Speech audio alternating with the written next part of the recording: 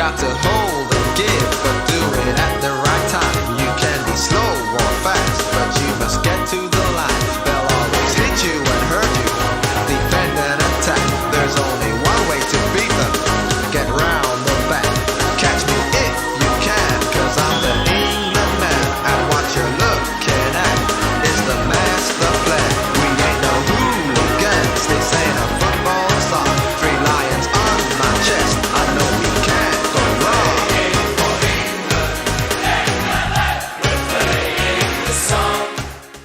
Well, welcome to the Triple F, everybody. It is England game day in Euro 2021.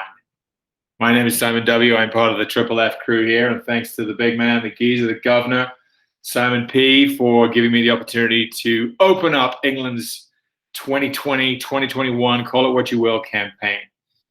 Well, here we are, people. We do this every 2 to 4 years.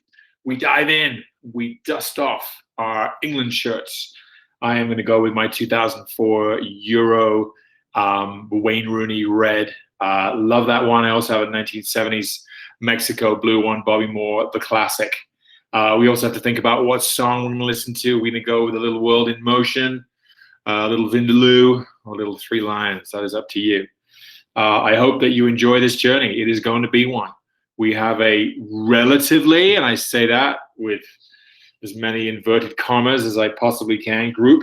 We are in the tough side of the draw, so whatever we do, we have the likes of Spain, France, Germany, maybe our old friends Sweden or Poland waiting for us. But it's time to go. Let's dive in and see how this rolls. Now, but before we start, let's think about this. Being an England fan, boy, it's been stressful. You know, it's what we do, though.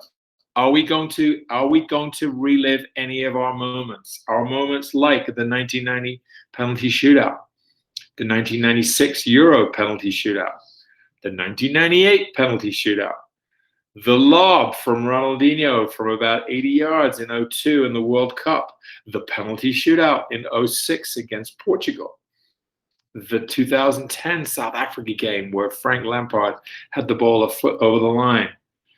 Or are we going to relive Colombia? 3 short years ago. What a moment. What a moment. What are we in store for, England fans? We really don't know. All right, so what we're going to do on the Triple F, you may have seen Simon's one yesterday. We are going to be previewing every game, giving you our thoughts, giving you a team lineup that we think Gareth Southgate the great waistcoat, should put on the field, giving you some tactical information and some knowledge, and then a prediction. And then after the game, we're going to be going back and seeing how we did. So here we go. Let's dive in. All right, so this England team, if we had to describe the England team in a couple of words, a few words, I would say young, talented, and raw. So we need to play to those strengths. I am looking at a team based around the most successful clubs in our country, around the Man Cities and the Chelseas, etc. So I'm thinking that we need to play a back 3. This Croatia team still has that powerful midfield containing the likes of Rakitic, Modric on the outside, Perisic, Rebic, and a pretty strong central defense too. So we really do need to be counteracting, and we need the ability to attack, to use our young, talented, and raw players, but we need to be able to switch that in a moment. Back 3 becomes a back 5, midfield 2 drop in, and we are compact and we are tight, and we can block off the central balls and stop them getting around the outside. So to that end, here's my team.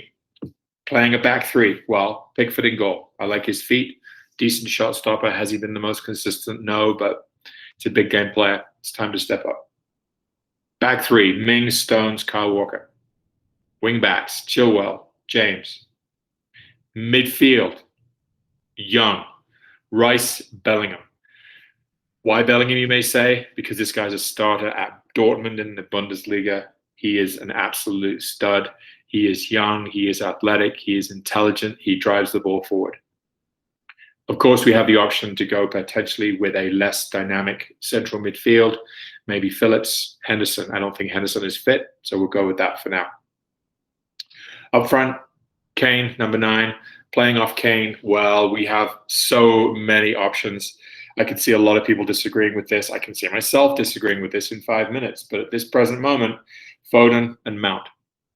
Yes, we can rotate the more exciting players such as a Jadon Sancho, a Saka, a Grealish, or we can go with the more tried and tested but still quality of Rashford and Sterling.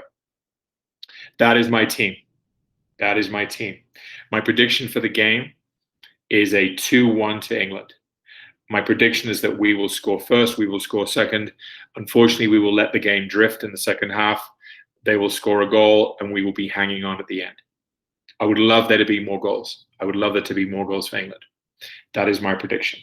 What am I looking forward to watching? I'm looking forward to our shape at the back, especially, but I'm looking forward to the players of Foden, Mount, Sancho, Grealish, and Saka working in those little half spaces between the defenders between the fullbacks and the centre backs. Those little moments of space where you can play balls into Kane. Kane can hold the ball up, play off a player running on or play back, and have little bits of deception on the box. On the top of the box. I'm also looking forward to players like Rice potentially having some shots from the outside. We also need to make sure we're giving a lot of consistent service to Harry Kane through Chilwell on the left and James on the right. He is a unit. He is feared around the world. He can absolutely get his head on things and score us goals from that true number 9 position. All right, there we are, people. We are going to get out of here. It is Saturday afternoon before the game. Once we end up at the game next tomorrow, you guys go watch it, and please check back here, and you will find out the rest of the wrap, where I tell you that 2-1 was wrong, and England in fact won 4-1, and we're all going to go home happy. All right, people, have a great rest of your day. I will check in with you at the second half of this video. Well, England, here we are. The game has just finished 1-0 to the mighty Waistcoat and his formidable 11. So I'm a little bit shocked. For the first time in a long time in a major tournament, we have showed up and we have won the game. We didn't score first and then let a goal in the last minute, sketchy set piece, etc. England are top of the group in a major tournament after game 1. We have 3 points.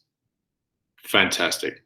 Kind of hard to believe, but here we are. We are off and running. It is coming home. All right, let's take a little further look at the game here. Let's have a little bit more look in detail. So first thing to say, this was a pretty poor Croatia team.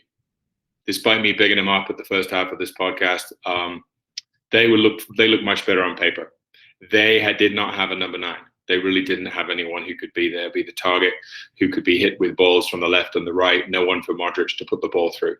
The few times we had that, it looked as if the Perisic and Rebic were looking at each other, wondering who was going to go. So that was a huge benefit for us. But obviously, goodness me, the amount of times we heard about the heat. I really hope that England players can survive in the heat and be able to play their game. I gather in England it was in the 30s, probably low, 31, 32, which is hot. But I really hope we can start to work on our fitness. Obviously, we need to recover from this game, but I really hope the heat is not going to be an issue going forward. Anyway, so yeah, we controlled the game pretty well. As you saw, we had a terrible first 5 minutes, couldn't hold on to the ball. Croatia came rushing forward, and then really for the next 30, we controlled it. Foden hit the post, should have gone in, should have gone up 1-0. Croatia wanted to play a slower game. We didn't let them. We poured forward. I thought Foden was pretty good in the first 15, 20 minutes. He definitely faded. But England controlled the game up to half-time. Of course, there was always that moment where you thought that Modric was going to thread a ball through and we were going to go down. But we didn't. We got into half-time. Pretty impressive. And then the second half, we came back and we continued to play. We continued to push. I especially liked the way, I think my man of the match was Calvin Phillips. I was not excited about him at all at the start of the game. I wanted to go with Bellingham, as you knew. But Phillips controlled the game. He's absolutely head and shoulders above any player. Had energy, had strength, and his positioning was fantastic. Rice obviously dropped back a little bit, 4 or 5 yards in front of him. Phillips was receiving the ball, moving the ball. He gave the assist for Sterling. Great game from him.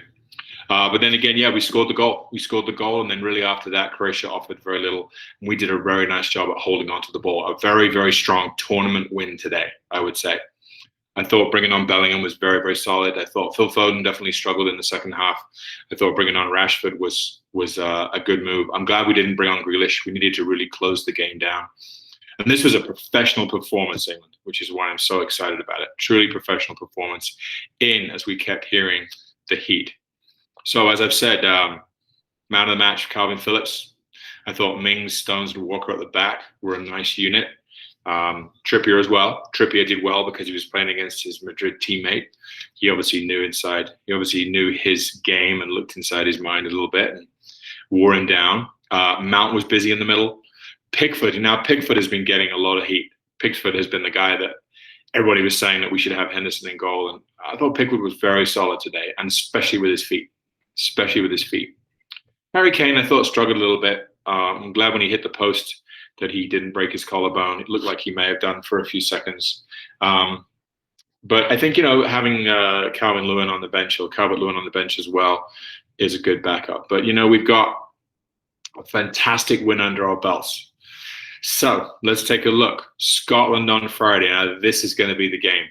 I'm looking for all the emotion of the 1970s. We need the reintroduction of the curly ginger wigs, the tartan flares. All the crossbars need to be reinforced, and we need Buckfast on tap in all the pubs around. It's going to be a fantastic occasion. I think back to the dentist chair and Gaza in '96, that fabulous goal to win the game and really open up the game in the heat again. But Scotland are a team that it's a whole different ballgame. Yes, we lost to Croatia. Yes, there were some issues with them in terms of the revenge factor, but Scotland. Will we be dragged down? I don't know if that's true to say about Scotland anymore. They have some quality players in the form of people like McTominay, McGinn, Kieran Tierney. So definitely an added emotional element playing Scotland. Anyway, hey, England are up and running. Fantastic way to end my Sunday. I hope your day is fantastic too. 1-0. Is it coming home? We'll reserve judgment on that. But hey, we couldn't be in a better place. All right, Triple F through. We will talk soon. Have a great rest of your day.